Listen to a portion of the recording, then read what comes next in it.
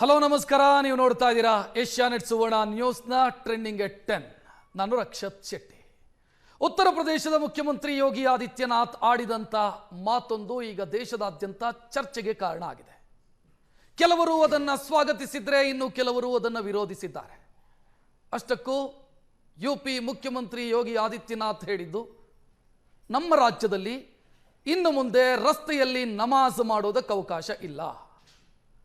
ಒಂದು ವೇಳೆ ಜಾಗ ಸಾಲ್ತಿಲ್ಲ ಅಂತಾದರೆ ನೀವು ಶಿಫ್ಟ್ ವೈಸ್ ನಮಾಜ್ ಮಾಡಿ, ಇಲ್ಲ ಜನಸಂಖ್ಯೆಯನ್ನು ನಿಯಂತ್ರಣ ಮಾಡಿಕೊಳ್ಳಿ.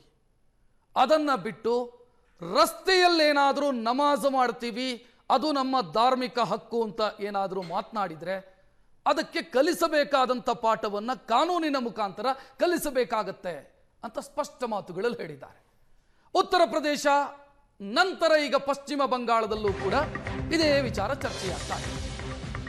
ರಸ್ತೆಯಲ್ಲಿ ನಮಾಜ್ ಮಾಡೋದಕ್ಕೆ ಅವಕಾಶ ಇಲ್ಲ ಅಂತ ಯೋಗಿ ಆದಿತ್ಯನಾಥ್ ಹೇಳಿದರೆ, ಸುವೇಂದು ಅಧಿಕಾರಿ ಕೂಡ ಅದೇ ಅರ್ಥದಲ್ಲಿ ಮಾತನಾಡಿದ್ದಾರೆ. ಸಾರ್ವಜನಿಕ ರಸ್ತೆಯಲ್ಲಿ ನಮಾಜ್ ಮಾಡಿದರೆ ಕಾನೂನು ಪ್ರಕಾರ ಕಠಿಣ ಕ್ರಮ ಆಗುತ್ತೆ. ನಮಾಜ್ ಮಾಡಬೇಕು ಅಂತಾದ್ರೆ ಪ್ರಾರ್ಥನಾ ಮಂದಿರದಲ್ಲಿ ಮಾಡಿ, ಮಸೀದಿಯಲ್ಲಿ ಮಾಡಿ.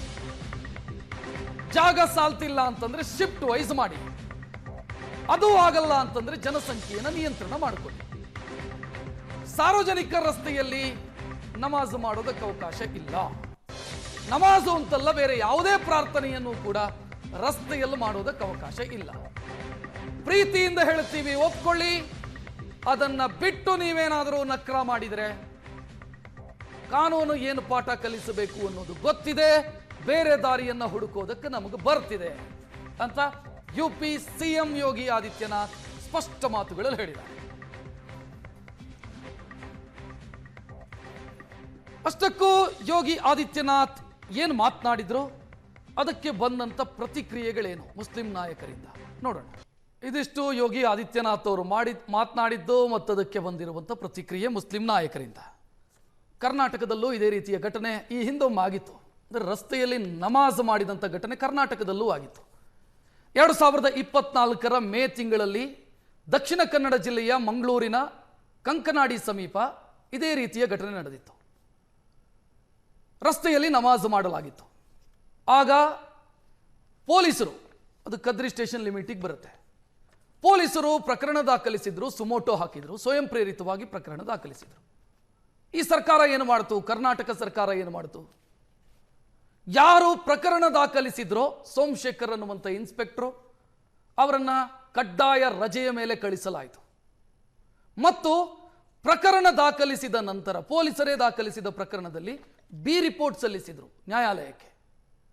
ಈ ಕೇಸಲ್ಲಿ ಹುರುಳಿಲ್ಲ ಅಂತ. ರಮನಾಥ್ ರೈ ಅವರಂತ ನಾಯಕರು ಯಾವ ರೀತಿ ಮಾತನಾಡಿದ್ರು ಅಂತಂದ್ರೆ, ಏನ್ರಿ ತಪ್ಪಾಗತ್ತೆ ನಮಾಜ್ ಮಾಡಿದ್ರೆ ರಸ್ತೆಯಲ್ಲಿ, ಏನ್ ತಪ್ಪು ಅಂತ ಸಮರ್ಥನೆ ಮಾಡಿಕೊಂಡು ಮಾತನಾಡಿದ್ರು. ಸೊ ಮಾತನಾಡೋಣ, ಇದಕ್ಕೆ ವಿರೋಧ ಯಾಕೆ ಅನ್ನುವಂಥ ವಿಚಾರಕ್ಕೆ ಸಂಬಂಧಿಸಿದಂತೆ. ಅಂದರೆ ಯೋಗಿ ಆದಿತ್ಯನಾಥ್ ಅವರ ಮಾತಿಗೆ ವಿರೋಧ ಏನಕ್ಕೆ ಅಂತ ನಮ್ಮ ಜೊತೆಗೆ ಮುಸ್ಲಿಂ ಮುಖಂಡ ರಿಯಾಜ್ ಅಹಮ್ಮದ್ ಜೊತೆಗಿದ್ದಾರೆ. ರಿಯಾಜ್ ಅವರೇ ನಮಸ್ಕಾರ. ಹಿಂದೂ ಮುಖಂಡ ಮೋಹನ್ ಗೌಡ್ರೆ ನಮಸ್ಕಾರ. ಇನ್ನು ಬಿಜೆಪಿ ವಕ್ತಾರ ದಿಲೀಪ್ ಕುಣಿಗಲ್ ಜೊತೆಗಿದ್ದಾರೆ. ದಿಲೀಪ್ ಅವರೇ ನಮಸ್ತೆ. ನಾನು ರಿಯಾಜ್ ಅವರಿಂದ ಶುರು ಮಾಡ್ತೀನಿ. ರಿಯಾಜ್ ಅವರೇ, ಯೋಗಿ ಆದಿತ್ಯನಾಥ್ ಅವರು ಹೇಳಿದ್ದಕ್ಕೆ ವಿರೋಧ ಯಾಕೆ? ಏನ್ ತಪ್ಪು ಹೇಳಿದ್ರು ಅವರು?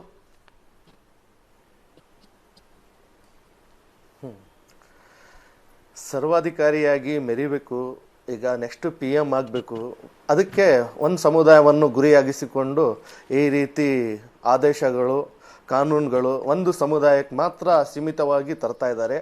ಯಾಕಂದರೆ ಈಗ ನಮಾಜ್ ಅಂದರೆ ಏನು? ಮುಖ್ಯವಾಗಿ ಒಂದು 5ರಿಂದ 10 ನಿಮಿಷದ ಪ್ರೇಯರ್. ಅದು 5ರಿಂದ 10 ನಿಮಿಷದ ಪ್ರೇಯರಿಗೋಸ್ಕರ ತಡ್ಕೊಳಕ್ಕಾಗ್ತಾ ಇಲ್ಲ ಅಂದ್ರೆ ಹೋಲಿ ನಡೆಯುತ್ತೆ, ಅದೇನ್ ಮನೆಯಲ್ಲಿ ನಡೆಯತ್ತಾ? ಆಮೇಲೆ ಕಾವಡಿ ಯಾತ್ರಾ ನಡೆಯುತ್ತೆ, ಅದೇನ್ ಮನೆಯಲ್ಲಿ ನಡೆಯತ್ತಾ? ಆಮೇಲೆ ಗಣಪತಿ ವಿಸರ್ಜನೆ ನಡೆಯುತ್ತೆ, ಅದೇನ್ ಮನೆಯಲ್ಲಿ ನಡೆಯತ್ತಾ? ಆಮೇಲೆ ದುರ್ಗಾ ಪೂಜೆ ನಡೆಯುತ್ತೆ, ಅದೇನ್ ಮನೆಯಲ್ಲಿ ನಡೆಯತ್ತಾ? ರಾಮನವಮಿ ನಡೆಯುತ್ತೆ, ಅದೆಲ್ಲಿ ಮನೆಯಲ್ಲಿ ನಡೆಯತ್ತಾ? ಇವೆಲ್ಲ ರಸ್ತೆ ಮೇಲೆ ನಡೆಯುವಂತದ್ದು. ಅಲ್ಲೇನ್ ವರ್ಷದ ಪೂರ್ತಿ ಬಂದು ನಮಾಜ್ ಮಾಡ್ತಾ ಇಲ್ಲ. ಒಂದು ಕೇವಲ ಹಬ್ಬದ ಸಂದರ್ಭದಲ್ಲಿ ವರ್ಷಕ್ಕೊಮ್ಮೆ ಬಂದು ನಮಾಜ್ ಮಾಡುವಂತದ್ದು. ಕೇಳಿ. ಈಗ ಗಣೇಶನನ್ನ ಕೂರಿಸೋದು ಮತ್ತು ಗಣೇಶನ ಮೆರವಣಿಗೆ ದುರ್ಗಾ ಪೆಂಡಲ್ ಹಾಕೋದು ಮತ್ತು ಮೆರವಣಿಗೆ ಇದಕ್ಕೆ ಸ್ಥಳೀಯ ಪೊಲೀಸ್ ಸ್ಟೇಷನ್ ನಿಂದ ಪರ್ಮಿಷನ್ ಪಡ್ಕೊಳ್ಳಲಾಗುತ್ತೆ ಮತ್ತು ಸ್ಥಳೀಯ ಆಡಳಿತದಿಂದ ಪರ್ಮಿಷನ್ ಪಡ್ಕೊಳ್ಬೇಕಾಗತ್ತೆ. ಇಲ್ಲದೆ ಇದ್ರೆ ಅಂತ ಪೆಂಡಾಲ್ಗಳಿಗೆ ಅವಕಾಶ ಸಿಗೋದಿಲ್ಲ. ನಿಮ್ಮ ಗಮನದಲ್ಲಿರಲಿ. ಓಕೆ ಓಕೆ ಓಕೆ ಹಾ ಹೇಳಿ. ಅಲ್ಲಿ ನಾವು ಯಾವ್ದು ಪೆಂಡಾಲ್ ಹಾಕ್ತಾನೆ ಇಲ್ವಲ್ಲ. 10 ರಿಂದ 15 ನಿಮಿಷ ಹೈಯೆಸ್ಟ್ ಪ್ರೇಯರ್ ಅಂದ್ರೆ, ನಮಾಜ್ ಅಂದ್ರೆ ಅಲ್ಲೇನು ಊದ್ಗಡ್ಡಿ ತಗೊಂಡ್ ಹೋಗ್ತಾ ಇಲ್ಲ, ಹೂ ತಗೊಂಡ್ ಹೋಗ್ತಾ ಇಲ್ಲ, ಬೇರೆ ಏನಾದ್ರೂ ತೆಂಗಿನಕಾಯಿ ತಗೊಂಡ್ ಹೋಗ್ತಾ ಇಲ್ಲ. ಬರೀ ಸ್ವಚ್ಛವಾಗಿ ಹೋಗಿ ದೇವರಿಗೆ ಸಮರ್ಥಿಸುವ ವಿಶ್ವಾಸಕ್ಕೆ ಪ್ರಾರ್ಥನೆ ಮಾಡ್ತಾ ಇರೋದು. ನಮಾಜ್ ಅಂದ್ರೆ ಏನು, ಪೂಜೆ ಅಂದ್ರೆ ಏನು? ಪೂಜೆ ನೀವ್ ಯಾಕೆ ಮಾಡ್ತೀರಾ? ರಸ್ತೆಯಲ್ಲಿ ಯಾರು ಪೂಜೆ ಮಾಡ್ತಾರೆ? ದೇವರನ್ನು ಓಲೈಸಿಕೋಸ್ಕರ. ರಸ್ತೆಯಲ್ಲಿ ಯಾರು ಪೂಜೆ ಮಾಡ್ತಾರೆ ರಿಯಾಜ್ ಅವರೇ? ಹೌದಾ? ಪೂಜೆ ಮಾಡಲ್ವಾ? ಯಾರು ಮಾಡ್ತಾರೆ ದಯವಿಟ್ಟು ಹೇಳಿ ನನಗೆ. ರಸ್ತೆಯಲ್ಲಿ ಪೂಜೆ ಮೆರವಣಿಗೆ ಬರ್ಬೇಕಾದ್ರೆ ಪೂಜೆ ಮಾಡಲ್ವಾ? ಅಲ್ಲ, ಮೆರವಣಿಗೆ ಬರ್ಬೇಕಾದ್ರೆ ಪೂಜೆ ಮಾಡಲ್ವಾ? ಅಲ್ಲಿ ಎಲ್ಲ ರಸ್ತೆ ಮೇಲೆಲ್ಲ ನಿಂತಿ ಅಲ್ಲಿ ಮೆರವಣಿಗೆ ಹೋಗ್ಬೇಕಾದ್ರೆ ಕರೆಕ್ಟ್ ಅದೇ ಕೇಳಿದೆ ನಾನು. ಮತ್ತೆ ತೆಂಗಿನ ಗಣಪತಿ ಉತ್ಸವವನ್ನ ಹೇಳ್ತಾ ಇರೋದು ನೀವು, ಗಣಪತಿಯ ಮೆರವಣಿಗೆಯನ್ನು ಹೇಳ್ತಾ ಇರೋದು. ಅದಕ್ಕೆ ಪರ್ಮಿಷನ್ ಪಡ್ಕೊಂಡು ಮಾಡ್ತಾರೆ. ಪೊಲೀಸರು ಮ್ಯಾಪ್ ಹಾಕೊಡ್ತಾರೆ, ಈ ಮೆರವಣಿಗೆ ಇದೇ ದಾರಿಯಲ್ಲಿ ಹೋಗಬೇಕು, ಇಲ್ಲೇ ನಿಲ್ಲಬೇಕು, ಹಿಂಗೆ ಹೋಗಬೇಕು ಅಂತ ಮ್ಯಾಪ್ ಹಾಕೊಡ್ತಾರೆ. ಅವೆಲ್ಲ ರಸ್ತೆ ಮೇಲೆ ನಡೆಯುತ್ತೋ? ಅಲ್ಲ, ಅವೆಲ್ಲ ರಸ್ತೆ ಮೇಲೆ ನಡೆಯುತ್ತೋ ಅಥವಾ ಮನೆಯಲ್ಲಿ ನಡೆಯುತ್ತೆ ಅದನ್ನ ಹೇಳಿ. ಈಗ ಅವ್ರು ರಸ್ತೆ ಮೇಲೆ ನಮಾಜ್ ಮಾಡಬಾರ್ದು ಅಂತ ಹೇಳಿರೋದಲ್ಲ. ಒಂದು ಸಮುದಾಯವನ್ನು ಗುರಿಯಾಗಿಸಿಕೊಂಡು ಇಡೀ ಸಮುದಾಯವನ್ನು ಎಲ್ಲ ಹಿಂದೂಗಳನ್ನು ಓಲೈಸುವ ಕೆಲಸ ಆಗ್ತಾ ಇದೆ. ಮತ್ತೆ ನನಗೆ ಇಂಥ ಕಾನೂನು ತಂದ್ರೆ ಇದಾಗ್ತಾ ಇದೆ, ನನಗೆ ಪ್ರೈಮ್ ಮಿನಿಸ್ಟರ್ ಮಾಡ್ತಾರ ಅನ್ನೋ ಉದ್ದೇಶಕ್ಕೋಸ್ಕರ ಈ ಕಾನೂನುಗಳೆಲ್ಲ ತರ್ತಾ ಇರೋದು. ಮಸೀದಿಯಲ್ಲೇ ನಮಾಜ್ ಮಾಡಿ ಅಂತ ಹೇಳಿದ್ರೆ ಏನ್ ಸಮಸ್ಯೆ ಆಗುತ್ತೆ ರಿಯಾಜ್ ಅವರೇ? ರಸ್ತೆಯಲ್ಲಿ ಯಾಕೆ ಮಾಡಬೇಕು? ರಸ್ತೆಯಲ್ಲಿ ಯಾಕೆ ಮಾಡಬೇಕು? ಮಸೀದಿಯಲ್ಲಿ ಮಾಡ್ರಿ ಅಂತ ಹೇಳಿದ್ರೆ ಏನ್ ಸಮಸ್ಯೆ? ರಸ್ತೆಯಲ್ಲಿ ಯಾಕೆ ಮಾಡಬೇಕು? ಒಂದು ವರ್ಷಕ್ಕೊಮ್ಮೆ ಮಾಡ್ತಾ ಇದಾರ? ಅಲ್ಲ ಒಂದ್ ನಿಮಿಷ. ಓಕೆ ಆಯ್ತು, ವರ್ಷ ಇಡೀ ಮಾಡ್ತಾ ಇದಾರ, ವರ್ಷಕ್ಕೊಮ್ಮೆ ಮಾಡ್ತಾ ಇದಾರ? ಶುಕ್ರವಾರದ ಜುಮ್ಮಾ ನಮಾಜು ಉತ್ತರ ಪ್ರದೇಶದ ಹಲವೆಡೆ, ಪಶ್ಚಿಮ ಬಂಗಾಳದ ಹಲವೆಡೆ ರಸ್ತೆಯಲ್ಲಾಗತ್ತೆ. ಮಸೀದಿಯಲ್ಲಿ ಜಾಗ ಇಲ್ಲದೆ ಇದ್ರೆ ಮಾಡಬಹುದಾ ಇದನ್ನ? ಭಾರತ ಜಾತ್ಯತೀತ ದೇಶನ ಅಲ್ಲ, ಭಾರತ ಜಾತ್ಯತೀತ ದೇಶನ? ಎಲ್ಲರಿಗೂ ಕಾನೂನು ಒಂದೇನಾ? ಸಂವಿಧಾನ ಅಡಿಯಲ್ಲಿ ನಮಗೆ ಅದು ಪ್ರೇಯರ್ ಮಾಡಕ್ ಅವಕಾಶನೇ ಇಲ್ವಾ? ಜಾತ್ಯತೀತ ದೇಶ ಅಂತ ರಸ್ತೆಯಲ್ಲಿ ನಮಾಜ್ ಮಾಡೋದಾ?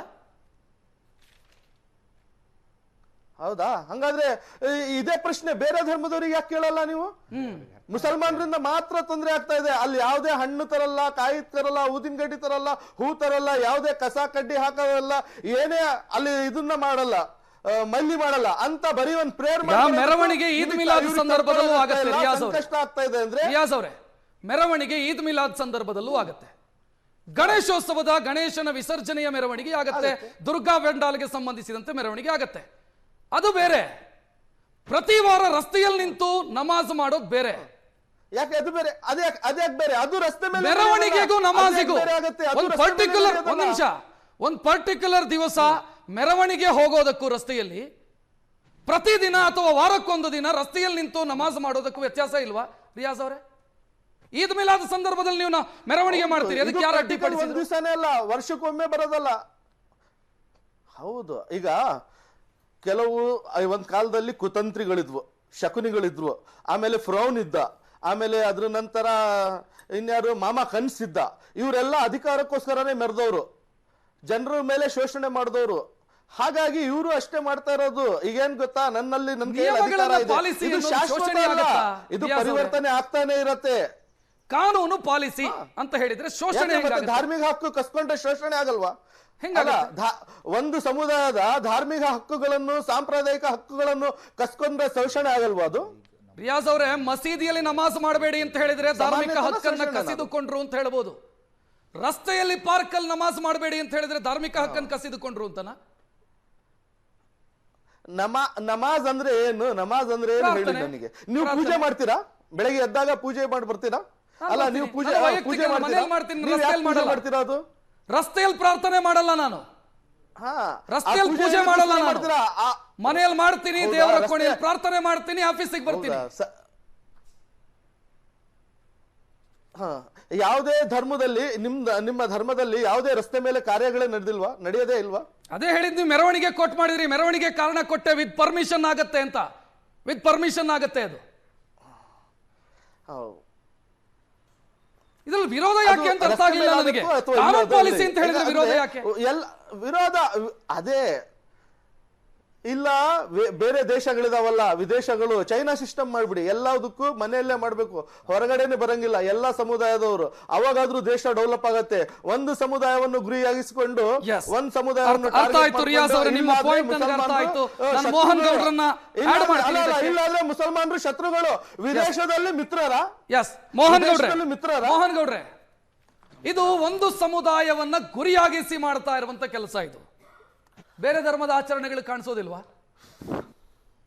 ನೋಡಿ, ಇದರಲ್ಲಿ ಅವರು ತಪ್ಪು ಮಾಡ್ತಾ ಇದ್ದಾರೆ. ನಮಾಜನ್ನ ನಿಷೇಧ ಮಾಡ್ತಾ ಇಲ್ಲ. ಸ್ಪಷ್ಟವಾಗಿ ಅವ್ರು ಏನ್ ಹೇಳ್ತಿದ್ದಾರೆ, ನೀವು ನಮಾಜ್ಗಳಿದ್ರೆ ಮಸೀದಿಗಳಲ್ಲಿ ಮಾಡಿ, ರಸ್ತೆಗಳಲ್ಲಿ ಮಾಡಬೇಡಿ. ರಸ್ತೆಗಳು ಇರುವಂತದ್ದು ವಿದ್ಯಾರ್ಥಿಗಳಿಗೆ, ಉದ್ಯೋಗಿಗಳಿಗೆ, ಸಾರ್ವಜನಿಕರಿಗೆ ಓಡಾಡ್ಲಿಕ್ಕಾಗಿ. ಸಾರ್ವಜನಿಕರಿಗೆ ತೊಂದರೆಯನ್ನ ಕೊಟ್ಟು ಕಾನೂನು ಸುವ್ಯವಸ್ಥೆಯನ್ನ ಹಾಳು ಮಾಡಿ ಈ ರೀತಿ ತೊಂದರೆ ಕೊಡುವಂತದ್ದು ಅದು ಸಂವಿಧಾನ ಬಾಹಿರ ಮತ್ತು ಕಾನೂನು ಸುವ್ಯವಸ್ಥೆ ಹಾಳು ಮಾಡುವಂತದ್ದು ಸರಿಯಲ್ಲ. ಇವತ್ತು ನಾವು ನೋಡ್ತಾ ಇದ್ದೇವೆ, ನ್ಯಾಷನಲ್ ಹೈವೇಗಳಲ್ಲಿ ನ್ಯಾಷನಲ್ ಹೈವೇಯನ್ನ, ಸ್ಟೇಟ್ ಹೈವೇಯನ್ನ ಬ್ಲಾಕ್ ಮಾಡಿ ಇವತ್ತು ನಮಾಜ್ ಹೆಸರಿನಲ್ಲಿ ಗಂಟೆಗಟ್ಟಲೆ ಸಾರ್ವಜನಿಕರಿಗೆ, ವಿದ್ಯಾರ್ಥಿಗಳಿಗೆ, ತುರ್ತು ಸೇವೆ, ಆಂಬ್ಯುಲೆನ್ಸ್ ಗಳಿಗೆ ಈ ರೀತಿ ತೊಂದರೆ ಕೊಡುವಂತದ್ದು ಎಷ್ಟು ಮಟ್ಟಿಗೆ ಸರಿ ಇದೆ? ಇವತ್ತು ರಿಯಾಜ್ ಅವ್ರು ಕೇಳ್ತಾ ಇರೋದು ಒಂದು 5 ನಿಮಿಷ ರೀ, 5 ರಿಂದ 10 ನಿಮಿಷ ಪ್ರಾರ್ಥನೆ ಮಾಡ್ತೀವಿ, ಅದನ್ನ ಸಹಿಸಿಕೊಳ್ಳೋದಕ್ಕಾಗಲ್ವಾ ಅಂತ. ಅಷ್ಟು ಅಸಹನೆ ಯಾಕೆ ಅಂತ ಕೇಳೋದವ್ರು. ನೋಡಿ, ಇದು 5 ರಿಂದ 10 ನಿಮಿಷ ಪ್ರಶ್ನೆ ಅಲ್ಲ. ಇವತ್ತೇನಂತ ಹೇಳಿದ್ರೆ ಸಾರ್ವಜನಿಕ ರಸ್ತೆ ಇರುವಂತದ್ದು, ಸಾರ್ವಜನಿಕ ಸ್ಥಳ ಇರುವಂತದ್ದು. ಇವತ್ತೇನಂತ ಹೇಳಿದ್ರೆ ಅದನ್ನ ಬಹಳಷ್ಟು ಸಮಸ್ಯೆಗಳು ನಿರ್ಮಾಣ ಆಗತ್ತೆ. ಅಲ್ಲಿ ಅವರ ಒಂದು ನಮಾಜ್ ಹೇಳುವ ಉದ್ದೇಶಕ್ಕಲ್ಲ. ಇವತ್ತು ನಾವು ನೋಡ್ತಾ ಇದ್ದೇವೆ, ಬೆಂಗಳೂರಿನಲ್ಲಿ ಇವತ್ತು ಮೇ 28ಕ್ಕೆ ಬಕ್ರೀದ್ ಇದೆ. ಬಕ್ರೀದ್ ಸಂದರ್ಭದಲ್ಲಿ ನೀವು ಬೆಂಗಳೂರಿನಲ್ಲಿ ನೋಡಿ, ಶಿವಾಜಿ ನಗರಕ್ಕೆ ಹೋಗ್ಲಿಕ್ಕೆ ಆಗತ್ತಾ, ನಾಗವರ ಹೋಗ್ಲಿಕ್ಕೆ ಆಗತ್ತಾ, ಹೆಬ್ಬಾಳ್ ಹೋಗ್ಲಿಕ್ಕೆ ಆಗತ್ತಾ, ತಳ್ಳಿಸಂದ್ರ ಹೋಗ್ಲಿಕ್ಕೆ ಆಗತ್ತಾ, JP ನಗರ ಹೋಗ್ಲಿಕ್ಕೆ ಆಗತ್ತಾ? ಅದೇ ರೀತಿಯಲ್ಲಿ ಇವತ್ತು ಈ ಎಲ್ಲಾ ಕಡೆಗಳಲ್ಲಿ ರೋಡ್ ಅನ್ನ ಬ್ಲಾಕ್ ಮಾಡಿ, ಮೇನ್ ರೋಡ್ ಅನ್ನ ಬ್ಲಾಕ್ ಮಾಡಿ, ಮೇನ್ ಏನ್ ಎಮರ್ಜೆನ್ಸಿ ಸರ್ವಿಸ್ ಅನ್ನೇ ಬಂದ್ ಮಾಡ್ತಾರೆ. ಈ ರೀತಿ ಸಾರ್ವಜನಿಕರಿಗೆ, ವಿದ್ಯಾರ್ಥಿಗಳಿಗೆ, ಉದ್ಯೋಗಿಗಳಿಗೆ ತೊಂದರೆ ಕೊಟ್ಟು ಈ ರೀತಿ ರಸ್ತೆಯನ್ನ ಬ್ಲಾಕ್ ಮಾಡಿ ನಮಾಜ್ ಮಾಡುವಂತದ್ದು ಕಾನೂನು ಸುವ್ಯವಸ್ಥೆಗೆ ಧಕ್ಕೆ ತರುವಂತದ್ದು ಎಷ್ಟು ಮಟ್ಟಿಗೆ ಸರಿ ಇದೆ? ಇವತ್ತು ನಾವು ನೋಡ್ತಿದ್ದೇವೆ, UAE ಇರಬಹುದು, ಸೌದಿ ಅರೇಬಿಯಾ ಇರಬಹುದು, ಮೋಹನ್ ಗೌಡ್ರೆ ಬೀದಿ ಬೀದಿಯಲ್ಲಿ ಗಣೇಶನನ್ನ ಇಡಲಾಗುತ್ತೆ. ರಾಜ್ಯದ ಬೀದಿ ಬೀದಿಯಲ್ಲಿ ಗಣೇಶನನ್ನ ಪ್ರತಿಷ್ಠಾಪನೆ ಮಾಡಲಾಗುತ್ತೆ. ಅದಕ್ಕೆಂತ ಮೆರವಣಿಗೆ ಮಾಡ್ತಾರೆ. ಮೆರವಣಿಗೆ ಮಾಡಿದಾಗ ಇದೆಲ್ಲ ಆಗಲ್ವಾ? ಡಿಸ್ಟರ್ಬ್ ಆಗಲ್ವಾ? ಸಾರ್ವಜನಿಕರಿಗೆ ಡಿಸ್ಟರ್ಬ್ ಆಗಲ್ಲ? ಯಾವುದೇ ರೀತಿ ತೊಂದರೆ ಆಗೋದಿಲ್ಲ. ಅವ್ರು ನಮ್ಗೆ ಗೈಡ್ಲೈನ್ಸ್ ಹಾಕೊಡ್ತಾರೆ. ನಾವು ರೋಡ್ ಅನ್ನ ಬ್ಲಾಕ್ ಮಾಡೋದಿಲ್ಲ. ರೋಡಿನ ಪಕ್ಕದ ಒಂದು ಜಾಗದಲ್ಲಿ BBMP ಪರ್ಮಿಷನ್ ಇರ್ಬೋದು, ಪೊಲೀಸ್ ಪರ್ಮಿಷನ್ ಇರ್ಬೋದು, KEB ಪರ್ಮಿಷನ್ ಇರ್ಬೋದು, ನಗರ ಪಾಲಿಕೆ ಪರ್ಮಿಷನ್ ಇರ್ಬೋದು, ಪೊಲೀಸ್ ಪರ್ಮಿಷನ್ ಇರ್ಬೋದು, 22 ಪ್ರಕಾರದ ಪರ್ಮಿಷನ್ ತೆಗೆದುಕೊಂಡು ನಾವು ಶಾಂತ ರೀತಿಯಲ್ಲಿ ಗಣೇಶೋತ್ಸವನ್ನ ಆಚರಣೆ ಮಾಡ್ತೇವೆ. ಇದರಿಂದ ಸಾರ್ವಜನಿಕರಿಗೂ ತೊಂದರೆ ಆಗುದಿಲ್ಲ, ವಿದ್ಯಾರ್ಥಿಗಳಿಗೂ ತೊಂದರೆ ಆಗುದಿಲ್ಲ, ಯಾರಿಗೂ ಸಹ ತೊಂದರೆ ಆಗುದಿಲ್ಲ. ಆದರೆ ಮುಖ್ಯ ರಸ್ತೆಯನ್ನ, ನ್ಯಾಷನಲ್ ಹೈವೇಯನ್ನ, ಸ್ಟೇಟ್ ಹೈವೇಯನ್ನ ಬ್ಲಾಕ್ ಮಾಡಿ ಸಾರ್ವಜನಿಕರಿಗೆ, ಆಂಬ್ಯುಲೆನ್ಸ್ಗೆ, ವಿದ್ಯಾರ್ಥಿಗಳಿಗೆ, ನೌಕರರಿಗೆ ಈ ರೀತಿ ತೊಂದರೆ ಕೊಟ್ಟು ಮಾಡುವಂತದ್ದು ಎಷ್ಟು ಮಟ್ಟಿಗೆ ಸರಿ ಇದೆ? ಇಲ್ಲಿ ಏನಂತ ಹೇಳಿದ್ರೆ, ನಮಾಜನ ಬ್ಯಾನ್ ಮಾಡಿಲ್ಲ.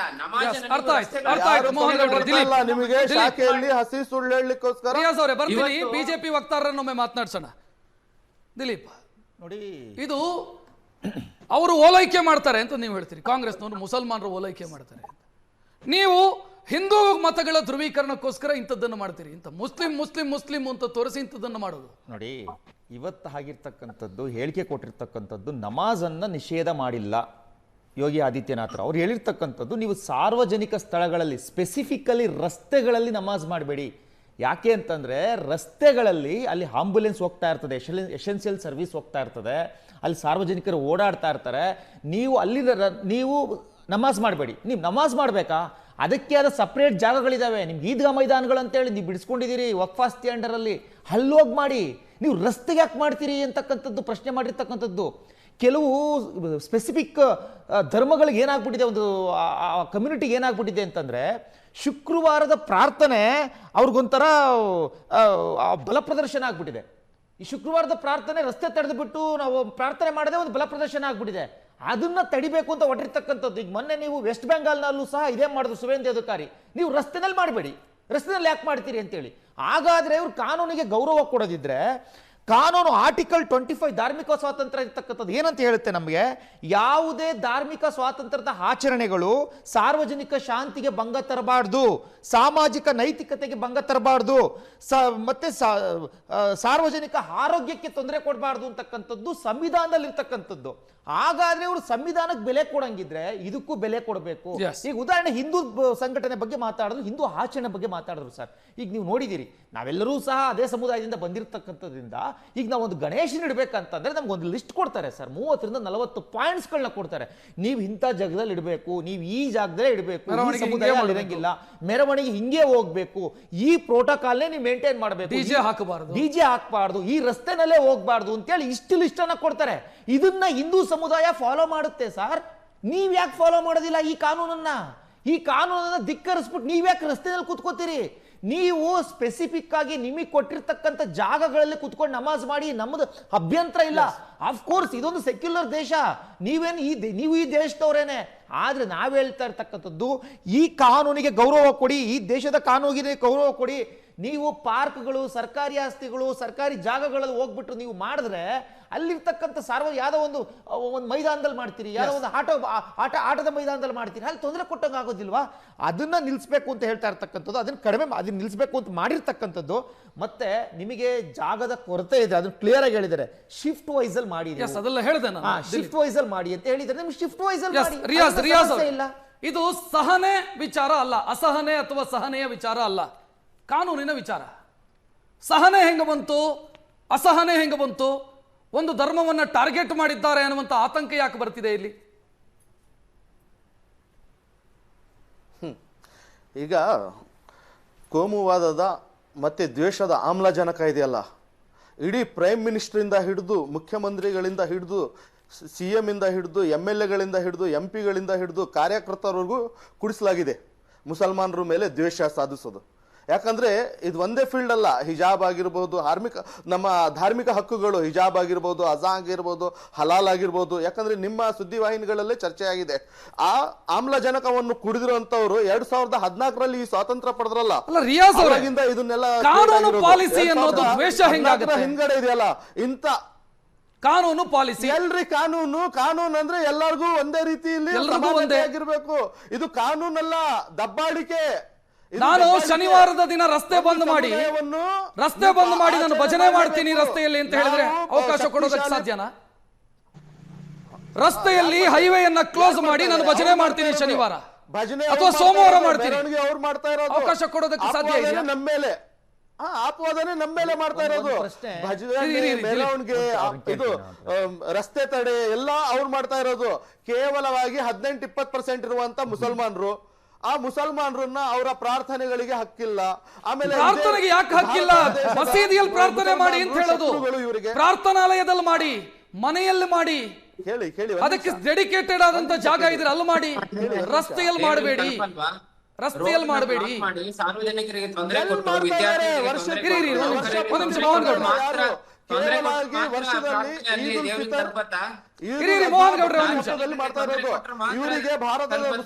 ಒಂದ್ ನಿಮಿಷ, ವರ್ಷದಲ್ಲಿ ಒಂದೇ ಅಲ್ಲ, ನಿನ್ನೆ ಪಶ್ಚಿಮ ಬಂಗಾಳದಲ್ಲಿ, ಒಂದ್ ನಿಮಿಷ ರಿಯಾಜ್ ಅವರೇ, ನಿನ್ನೆ ಪಶ್ಚಿಮ ಬಂಗಾಳದಲ್ಲಿ ರಸ್ತೆಯಲ್ಲಿ ನಮಗೆ ನಮಾಜ್ ಮಾಡೋದಕ್ಕೆ ಅವಕಾಶ ಕೊಡಿ ಅಂತ ಪ್ರೊಟೆಸ್ಟ್ ಆಗಿದೆ.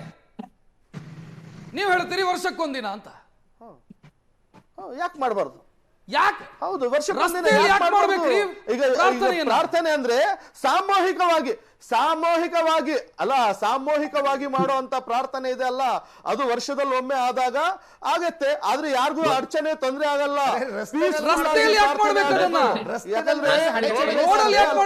ಹತ್ರ ಬಂದ್ ನೋಡ್ಬೇಕು, ಅಲ್ಲಿ ಯಾವುದೇ ರೀತಿ ಆತಂಕವಾಗಲ್ಲ, ಯಾರಿಗೂ ತೊಂದರೆ ಆಗಲ್ಲ, ಯಾವುದೇ ರೀತಿ ಗಲಭೆಗಳಾಗಲ್ಲ, ಶಾಂತಿಯುತವಾಗಿ ಪ್ರೇಯರ್ ಮಾಡ್ಕೊಂಡು ದೇಶಗಳು, Saudi Arabia, UAE, Turkey, Bahrain ಎಲ್ಲಾ ದೇಶಗಳಲ್ಲೂ ಸಹ ಸಾರ್ವಜನಿಕ ಸ್ಥಳಗಳಲ್ಲಿ ನಮಾಜ್ ಮಾಡುವುದನ್ನ ನಿಷೇಧಿಸಲಾಗಿದೆ.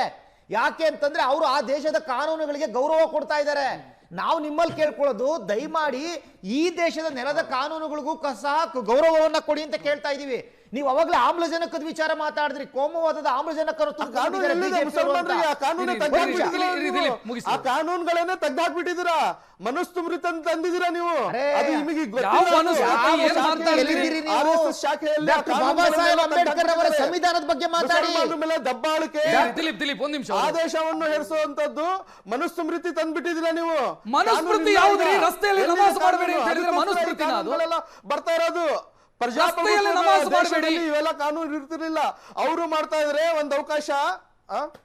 ರಸ್ತೆಯಲ್ಲಿ ನಮಾಜ್ ಮಾಡಬೇಡಿ ಅನ್ನೋದು ಮನುಸ್ಮೃತಿ ಆಗತ್ತಾ ರಿಯಾಜ್ ಅವರೇ? 100% ಮನುಸ್ಮೃತಿನೇ. ಹೆಂಗೆ ಅದು? ಯಾಕಂದ್ರೆ ಯೋಗಿ ಅಂತ ಇಟ್ಕೊಂಡಿದ್ದಾರೆ. ಯೋಗಿ ಅಲ್ಲ, ನಿಜವಾದ ಯೋಗಿ ಶಂಕರಾಚಾರ್ಯಗಳನ್ನು ನೋಡ್ಬೇಕಾದ್ರೆ ದೇವಸ್ಥಾನದಲ್ಲಿ ಮಠದಲ್ಲಿ ನೋಡ್ಬೇಕು. ಇವರೆಲ್ಲ ಹೇಳಿ, ಇವರನ್ನು ಮನುಸ್ಮೃತಿಗೂ ಮುಸಲ್ಮಾನರಿಗೂ ಏನ್ ಸಂಬಂಧ ಹೇಳಿ? ಮನುಸ್ಮೃತಿ ಯಾಕಂದ್ರೆ ಮನುಸ್ಮೃತಿಯಲ್ಲಿರುವಂತ ಕಾನೂನನ್ನ ಮನುಸ್ಮೃತಿ ಅಂದ್ರೆ ನೀವು ಓದಿಲ್ಲ ಅನ್ಸತ್ತೆ. ಅದಕ್ಕೋಸ್ಕರ ಸಂವಿಧಾನದ ಬಗ್ಗೆ ಮಾತಾಡ್ತಿದ್ರಲ್ಲ, ಕಾನೂನು ನಿಮಗೆ ಅವಕಾಶ ಪಟ್ಟಿದೆ ಅಂತ ಹೇಳಿ. ಸರಿ, ಮಾತನಾಡೋಣ. ನನಗೊಂದು ಬ್ರೇಕ್ ನ ಸಮಯ. ಬ್ರೇಕ್ ನಂತರ ಕಾರ್ಯಕ್ರಮ ಮುಂದುವರಿಯುತ್ತೆ.